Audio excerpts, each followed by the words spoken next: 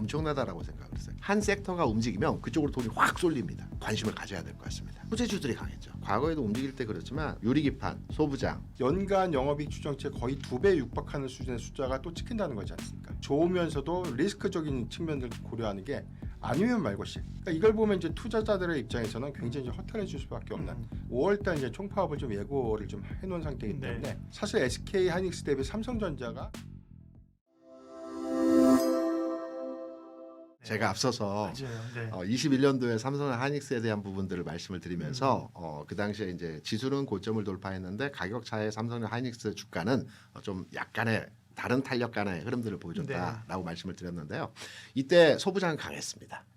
삼성 하이닉스가 조금 탄력도가 둔화된 측면에서 움직임을 보여줄 때 소부장들은 또 빠르게 움직였거든요. 아마 기억하실지는 모르겠지만 그 당시에 강했던 종목들 물론 국산화 성공의 내용이 있었지만 그 소재주들이 강했죠. 한솔케미칼, 동진세미콘, 소울브라운 같은 종목들이 굉장히 주가가 강했어요. 1월 11일에 지수 고점을 찍었지만 지수 고점 찍고 횡보 구간에서 또 이들 종목들은 40% 50%더 추가의 상승을 5, 6월까지 한 4, 5개월 동안 상승 줬고요.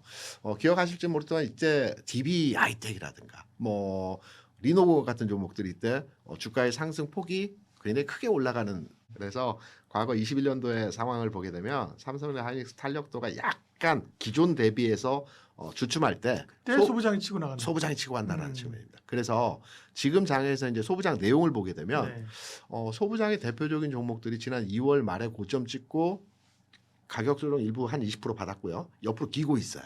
그런데 몇몇의 종목들은 굉장히 탄력적 내용을 보여주는 종목들이 있거든요. 예를 들어서 워닝 머티리얼즈 같은 경우는 조정 이후에 지금 고점 돌파 흐름을 보여주고 있어요.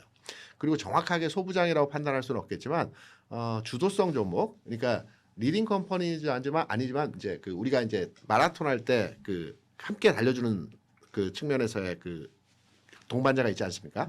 그런 종목으로 주성엔지니어링 같은 종목들이 최근에 굉장히 강합니다. 물론 내용은 태양광, 장비 그리고 중국 규제 뭐 여러 내용이 있지만 주성엔지니어링의 매출 구조 측면에서 반도체 장비에 대한 부분이 상당히 크거든요. 그래서 지금 소부장의 반도체 관련 종목들이 아직은 주가 움직임이 조금은 제한된 흐름에서의 모습들을 보여주고 있지만 이 부분이 소부장 쪽으로 넘어가는 과정으로 주가가 움직일 가능성이 높기 때문에 이쪽에 관심을 가져야 될 것 같습니다.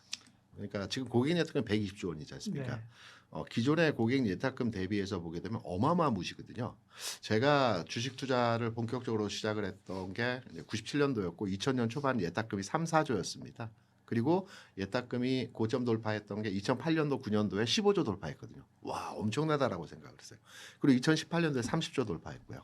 그리고 21년도에 70조 돌파했다가 4, 50조 움직임이 진행되다가 최근에 100조 넘어갔습니다. 이건 어마무시한 그 대기 그 매수 자금의 규모라고 볼 수 있어요. 근데 최근에 이 들어왔던 100조 이상의 자금들이 시장에서 어떤 형태의 종목들이 기존의 반도체를 목표로 해서 들어왔던 자금들이 움직이는 종목의 쏠림 현상들이 시장에서 계속 나타나고 앞으로도 진행이 되어질 거거든요. 그래서 한 섹터가 움직이면 그쪽으로 돈이 확 쏠립니다.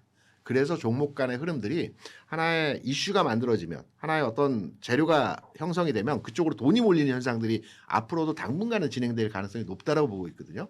그래서 유동성에 기반한 종목 간의 흐름들이 진행이 되어지는 상황이고요. 앞서 잠깐 그 말씀 주셨지만 주성엔진은 이틀 연속 상한가를 기록했습니다.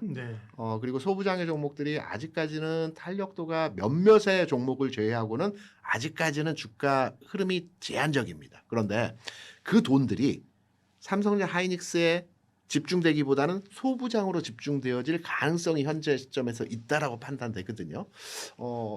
대부분의 지금 소부장 종목들이 앞서 잠깐 말씀드린 것처럼 2월 말에 고점 이후에 가격 조정 옆으로 눕고 있어요.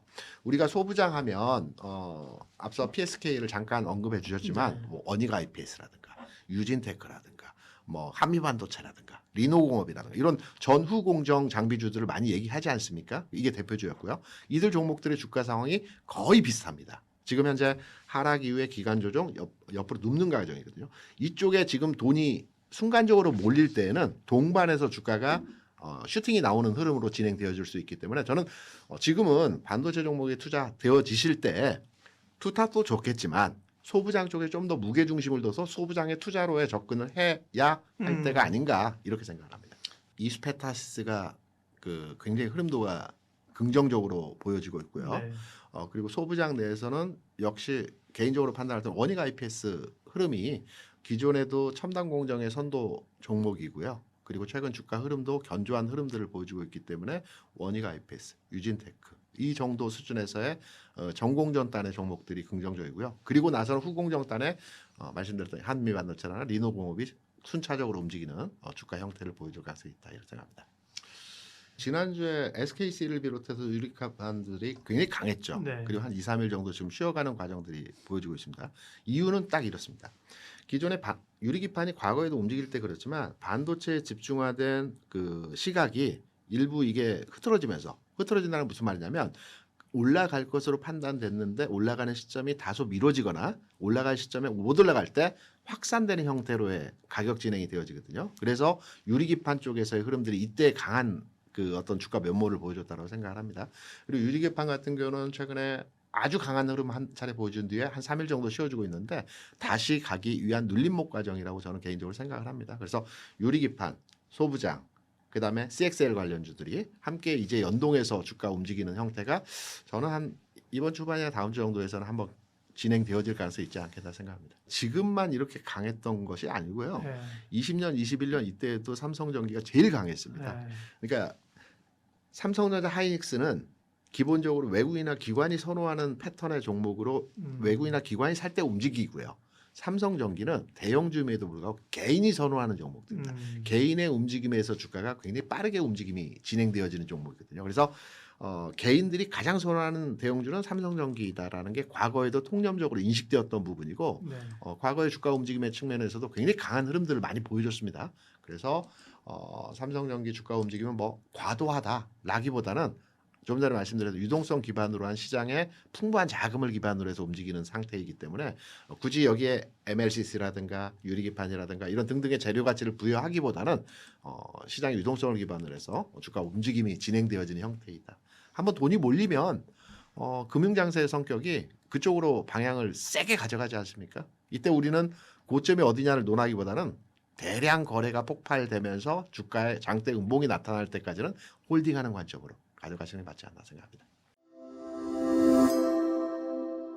삼성전자, SK하이닉스가 이번 1분기 실적에서 보여줬던 이 네.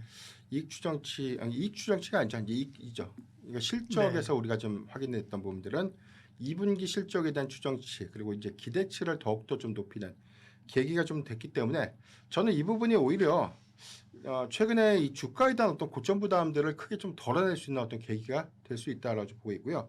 그리고 이제 트렌드포스의 2분기 메모리 가격에 대한 상승폭들을 재차 좀 상향 조정을 좀 했다는 점. 이게 사실 뭐 4분기에서 1분기로 이어졌던 전망치도 그 전망치보다 사실 현물 가격이 더 높게 반영이 됐거든요. 네. 근데 2분기 추정치도 보수적으로 좀 제시된 게 40%대니까 아마 디램 뭐 60%대, 뭐 낸드 70%대 이 부분이 이번에도 좀 반영이 된다면 2분기 실적에 대한 추정치는 당연히 좀 올라갈 수밖에 없는 그런 요인이기 때문에 이를 좀 대입해 봤을 때 뭐 삼성전자 2분기 영업이익이 뭐 80조 후반에서 이제 많게는 90조고 SK하이닉스도 뭐 2배 이상에 대한 흐름들이 좀 네. 예상될 수 있는 부분들은 네.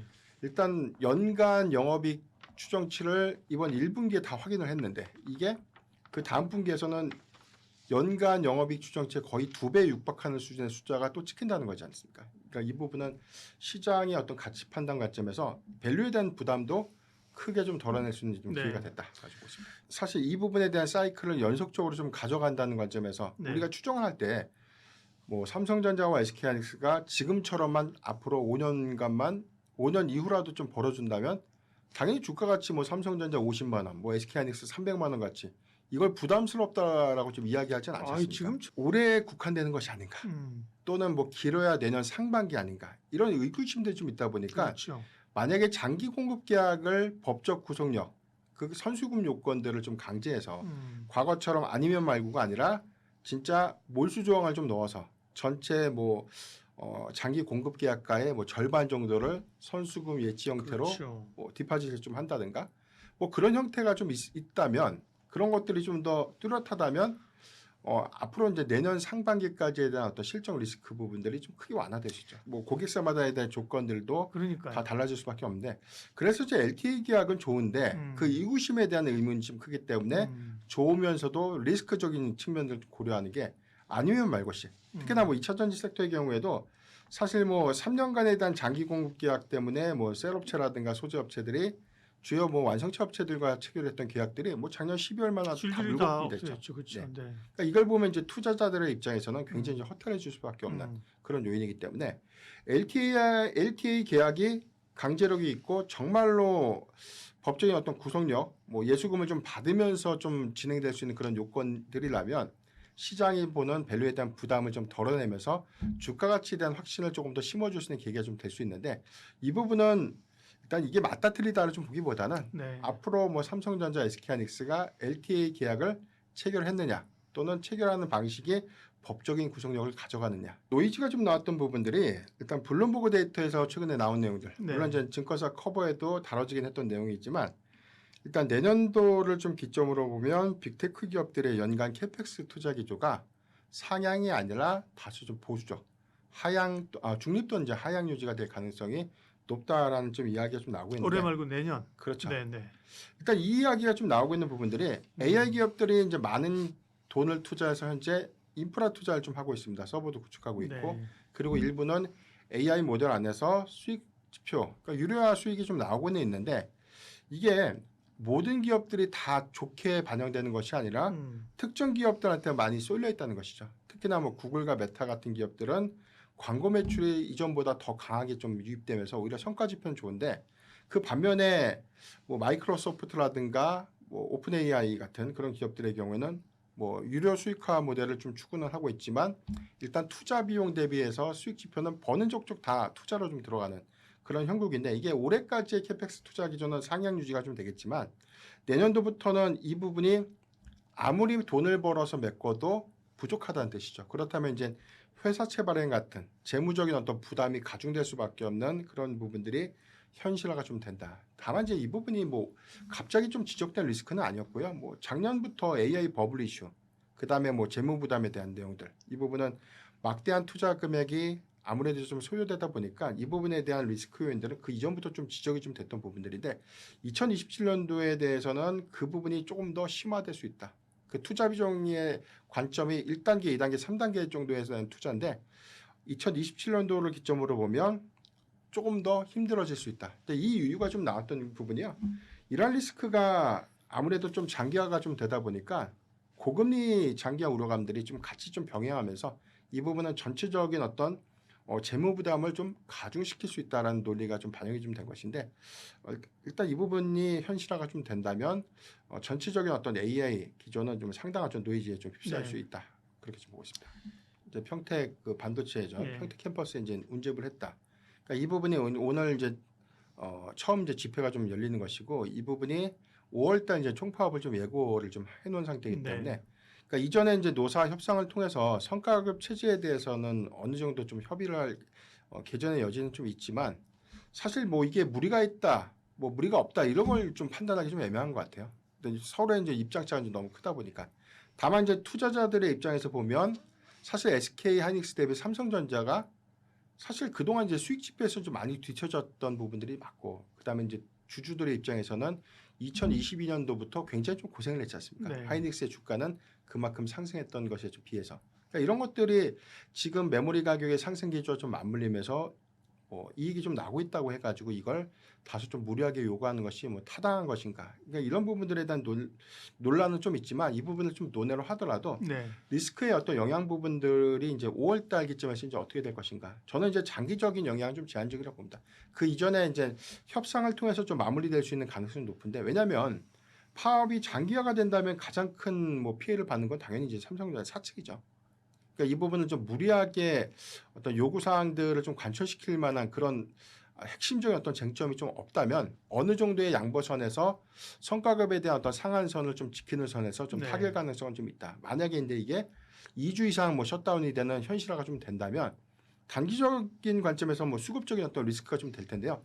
이게 뭐 가격 상승 기조와 좀 가격 상승이 있다고 하더라도 저는 사실 파업에 대한 어떤 숫자 영향들, 조비수 감소 부분들은 전체 연간 영업이익 추정치를 조금 바꿀 수 있는 어떤 노이즈는 좀 될 수 있다 이렇게 보고 있기 때문에 파업의 리스크가 장기화가 좀 된다는 것은 우려감이 좀 크다. 다만 그 이전에 합의에 좀 도출할 수 있는지 그 여부가 좀 더 중요하지 않나 그렇게 보고 있습니다. 항상 뭐 삼성전자만 좀 갖고 와서 뭐 너무 이제 삼성전자만 좀 이야기하는 것 아닌가 그런 생각 좀 있는데 사실 SK하이닉스가 나빠서가 아니라 SK하이닉스가 상승 탄력도가 최근 뭐 이란 리스크가 있었음에도 불구하고 52주 좀 고가가 이제 먼저 나왔죠. 삼성전자가 오늘 물론 이제 52주 고가에 대한 52주 신고가를 경신을 했지만 일단 2월 고가 대비해서 그 폭이 크진 않았습니다. 그러니까 2월 고가의 수준에 이제 막 좀 올라왔다. 근데 실적에 대한 어떤 폭은 굉장히 좀 좋았던 것에 비해서 좀 아쉬움이 좀 있고요. 이 부분은 잠재적으로는 뭐 파업 리스크에 관련된 불확실성들도 일부 수급적인 어떤 노이즈가 좀 된 점. 종합적으로 좀 그런 부분들 좀 아쉽지만 기대할 수 있는 요인들이 이제 다음 분기에 영업이익률이 더 상향될 수 있는 부분들. 특히나 파운드리 부분에 대한 이 실적 개선 부분들이 이번 이 확정 실적 발표에서 얼마만큼 바뀌었는지, 영업이익률에 대한 회복 부분을 얼마만큼 좀 빠르게 좀 가져가고 있는지 이 여부가 좀 중요할 것 같고 이 여하에 따라서 2분기 흑자 전환을 좀 이룰 수 있는지 아니면 이게 하반기에 좀 흑자 전환 시그널들이 좀 더 뚜렷한 부분이지 이게 좀 명확해질 것 같고 파운드리 부분에 대한 이익 개선들이 생각보다 좀 더 빠르다면 오히려 파운드리 부분에 대한 이 경쟁력 회복 관점은 주가의 상승 가치 반영에서는 오히려 추가적인 어떤 상승 여력을 현재 주가에 더 반영시킬 가능성은 저는 높다고 봅니다. 그래서 이제 이런 관점에서 보면 삼성전자를 좀 더 주목해보자라고 말씀드립니다. 제 차 좀 봐야 될 것 같아요. 워낙 이제 메모리 실적이 너무 좋았기 때문에 연동되는 실적은 소재단 안에서 이익률이 뭐 최소 OPM 기준에서 25%가 좀 넘는 기업들 위주로 좀 봐야 될 것 같고요. 이런 관점에서 보면은 뭐 기판주에서는 뭐 대덕전자 같은 기업들, 그다음에 SNS텍의 경우에는 EUV 소재인데 사실 이 부분은 블랭크 마스크에 대해서 뭐 일본이 좀 독점하고 있는 EUV 블랭크 마스크 부분을 현재 콜 테스트를 좀 하고 있습니다. 아마 이제 하반기에 적용이 좀 본격화될 텐데 이게 장당 이제 5천만 원이다 보니까 아마 초기 수율 부분에 대한 안정화를 좀 가져간다면 일본산 소재를 좀 대체하는 효과는 상당히 좀 크게 이익 반영을 좀 한다는 관점에서 보면 대덕전자, SNS텍을 좀 봐야 될 것 같고요. 대형기판주는 삼성전기랑 이제 LG노텍을 좀 봐야 될 것 같은데 삼성전기가 최근에 너무 이제 주가의 탄력도가 좀 높다 보니까 일단 이 종목은 조금 쉬어가는 구간에 좀 접근하는 것이 좀 더 유효하지 않을까. 다만 이제 대안이 될 수 있는 종목은 LG노텍이 이제 기판 부분에 대한 사업 가치를 현재 주가에 좀 반영시키는 구간이기 때문에 추가적인 상승 여력은 LG노텍이 조금 더 우수하지 않을까라고 보고 있습니다.